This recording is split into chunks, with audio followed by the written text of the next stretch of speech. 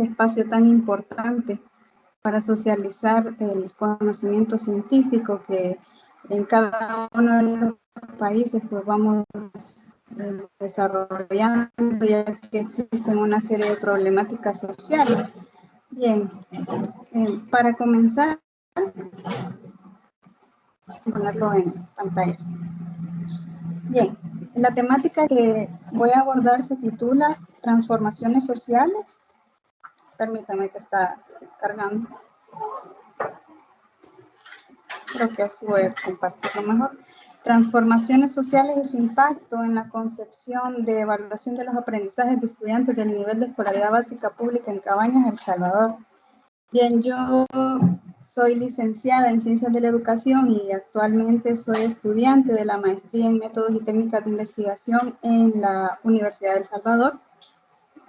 Y estoy también trabajando en la Universidad Luterana Salvadoreña, Centro Universitario Regional de Cabañas. Bien, primero que nada quiero plantear de dónde surge este tema problema. Primeramente, es notorio evidenciar que la escuela sigue teniendo un papel fundamental para el desarrollo de las sociedades. En ese sentido, en nuestro país, El Salvador, han habido una serie de cambios drásticos que no solo se pueden remontar a la pandemia por COVID-19, sino que también otras estructuras, los cambios de gobierno, la percepción o el paradigma filosófico del enfoque de planeamiento de nación es lo que ha otorgado la pauta para definir el tipo de ciudadano, el perfil que se requiere para la productividad, para la competitividad y pues para el desarrollo integral de la persona. En ese sentido, pues viendo cómo lo que sucede en la escuela se refleja en la sociedad y a su vez está dentro de la misma, la sociedad dentro de la escuela, aparece pues el objetivo de esta investigación, que es analizar cómo los movimientos sociales transcurridos en el contexto de la pandemia por COVID-19 han modificado la concepción que tienen los docentes con relación a la evaluación de los aprendizajes. Y para ello, pues, inicio el informe elaborado por el Programa Nacional de las Naciones Unidas en el año 2020 destaca que El Salvador se encuentra por tercer año consecutivo en el puesto 124, reflejando unas leves mejoras correspondientes a un 0,67 en 2020 respecto al 2019, que correspondía a un 6. No obstante, en el ámbito educativo, para los indicadores de la escolaridad esperada, que pasó de los 12 años en 2019 a 11.7 en 2020, mientras que la escolaridad promedio se mantiene en 6.9 años. Bien, ¿qué es lo que sucede? Lo que sucede es que en el sistema educativo de El Salvador existen diversos niveles de escolaridad, parten desde la educación inicial, luego la parvularia, luego la básica, media y superior, técnica. Esto, como el resto de los países, pues se ha ido enfrentando a una serie de dificultades a raíz de lo acontecido en la pandemia. Y quiero decir que los hallazgos que posteriormente les estaría mostrando nos hacen ver que el comportamiento, que la manera en cómo se percibe la sociedad, la escuela, ha sido determinante para el desarrollo en nuestro país. Y esto va de la mano con el sistema económico, con el sistema de salud, entre otros. Y por ello se habla de una ruptura. Me gustaría hacer hincapié con relación a dos términos bien importantes que considero que la transición de lo moderno y lo moderno, refiriéndonos a cómo estos movimientos sociales están viniendo a afectar en la percepción que tenemos de tónico, puesto que es un proceso que se ejecuta prácticamente durante todo el momento que atiende, no solo como algo final, a qué tipo de generación se está formando a raíz de la manera en cómo los docentes están evaluando, pero todo viene de la mano con un montón de variables. Por esa razón es que me gustaría hacer hincapié en esto. Algo bien interesante que muchos autores aún no llegan a un acuerdo fundamental entre lo moderno y lo posmoderno, es referido a si se trata de la culminación de algo o el inicio de algo. Entonces, hay una serie de contradicciones respecto a ello. Pero algo bien fundamental que marca al posmodernismo, pues sería el abandono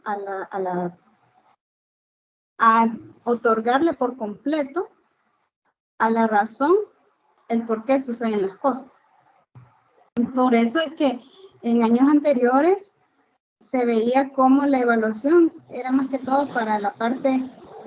numérica. Y era por los movimientos sociales y cómo estos influyen en la manera en cómo esto se traslada a la escuela. De hecho, la escuela sigue manteniendo muchas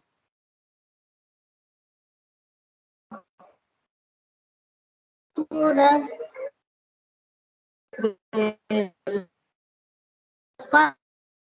desde la época de esos fundamentos que quieren ser que la manera en cómo se está evaluando respecto al abandono o el rechazo a lo racional. Y entra por ende la noción de la subjetividad en ello, sin menospreciar o señalar de que se trata de algo meramente negativo, sino que es un proceso que es importante analizarlo, cómo estas transformaciones están incidiendo directamente y la evaluación a su vez en la sociedad. Entonces, en la ficha técnica de investigación, se estableció que el enfoque pues sería mixto, pues aparte de hacer un análisis numérico de las valoraciones que me podían dar los docentes, también era importante saber su perspectiva propia respecto a cómo están evaluando. Y para ello también utilicé dos técnicas bien fundamentales, que fue la entrevista a profundidad,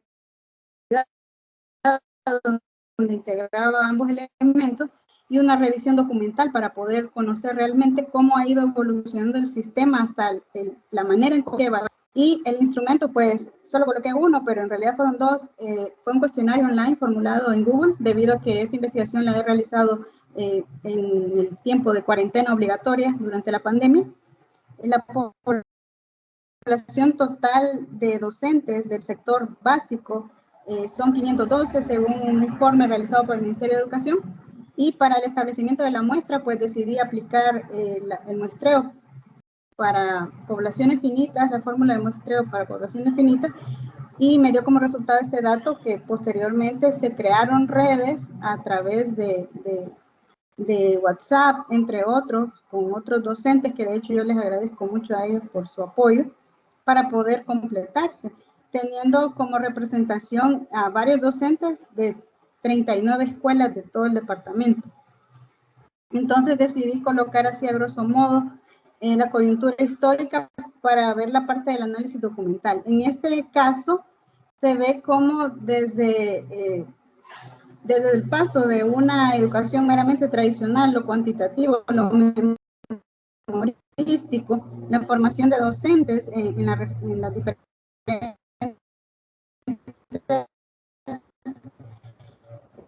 reformas educativas han venido a que ahora, en la actualidad, muchos de ellos, es decir, los docentes que salieron en un periodo de formación donde lo que se hacía hincapié era la memoria, siguen dentro del sistema formando estudiantes de desafíos para poder cambiar por completo la manera en cómo evaluaban, y esto es parte del desarrollo. Entonces, hay una especie de contradicción, porque cada vez que entra implementa un nuevo sistema, implementa a qué se le va a dar prioridad cuando se evalúa. Entonces eso genera que al final el gremio docente base su juicio de valor en algo meramente subjetivo relacionado al esfuerzo que él observa en el estudiantado, y no tanto si estos se debe a un aprendizaje que nos demanda el currículo, y eso es evidentemente un problema. Y con lo de la pandemia, pues se implementan mecanismos para la continuidad educativa, pero según las circulares, solamente bastaba con que el estudiante estuviera presente, es decir, la entrega de guías, pero de alguna manera garantizaba que él hubiese resuelto, que él, entre otros. Entonces, ¿cómo fue que se evaluó? ¿Cómo fue que esto se realizó? Es parte de lo que se ve. En el análisis teórico, pues, coloco ya precisamente los autores que hablan sobre estos movimientos sociales que tienen incidencia directa con la educación. No los voy a mencionar por cuestiones de tiempo, pero acá están. Y pues, entre los principales resultados, decidí colocarlo así bien a grosso modo, tenemos que básicamente el rango de edades corresponden a la formación que les comentaba anteriormente, a docentes que habían sido formados en la época de las escuelas normales, es decir, una época en donde lo que se hacía hincapié era un tipo de evaluación bastante condicionado al puntaje.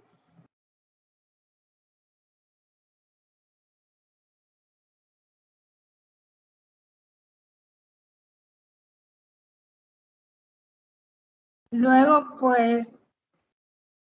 dentro del cuestionario, decidí colocar algunos de los ítems más significativos y pues decidí utilizar una escala de Likert, porque a mí lo que me interesaba era ver la valoración que tenía el gremio docente respecto a las afirmaciones que se hacían.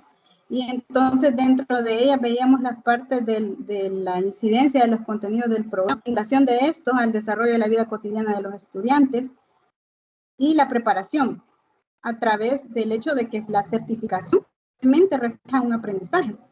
Y si este grupo de estudiantes estaba óptima, siendo como un resultado significativo que para un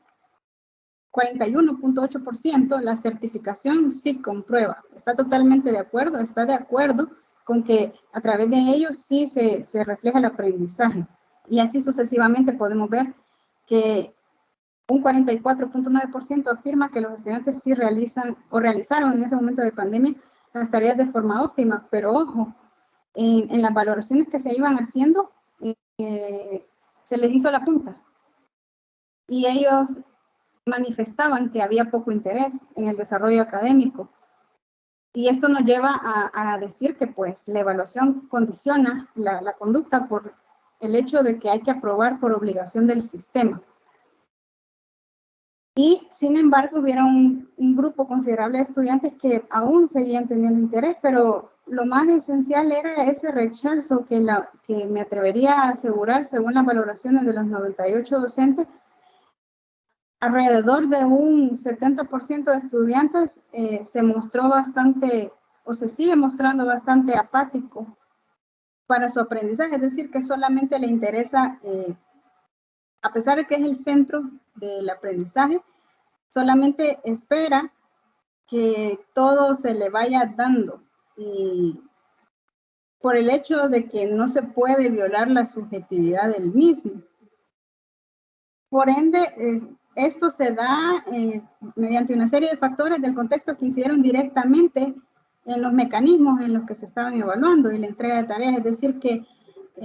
debido a las brechas digitales que había, se empezó a dar mayor relevancia a que aquel estudiante que, a pesar de vivir en zonas así, cumplía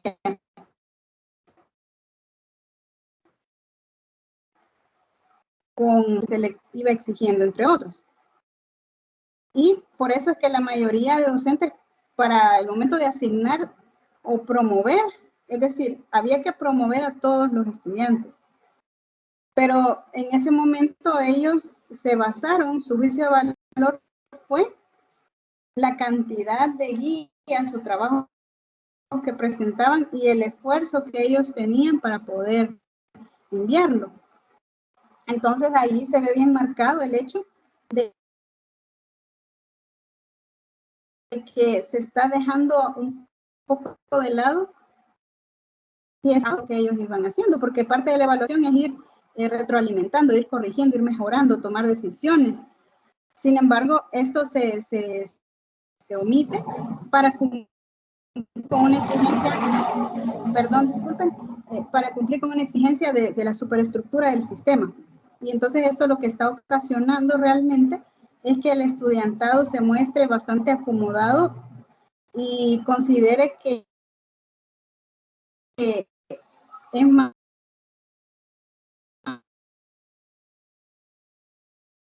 importante lo que él percibe. Entonces, en el encuentro hemos hecho algunas encuestas, lo pongo en colación, y básicamente no quieren una educación virtual, porque según ellos no se está aprendiendo, y es por todos estos factores que inciden en el hecho de que lo que interesa es la manera en cómo ellos se sienten. Entonces, quiere decir que esta transición ha conllevado a que el sistema de evaluación cuantitativo se vea como envuelto bajo una valoración muy cualitativa, muy subjetiva. Entonces, esto quiere decir que el sistema, y ya que los docentes, ya que todos los padres de familia, los estudiantes forman parte de él, ha propiciado una ruptura entre la asignación de puntajes de manera tradicional, colocando mayores énfasis al esfuerzo, dejando de lado que como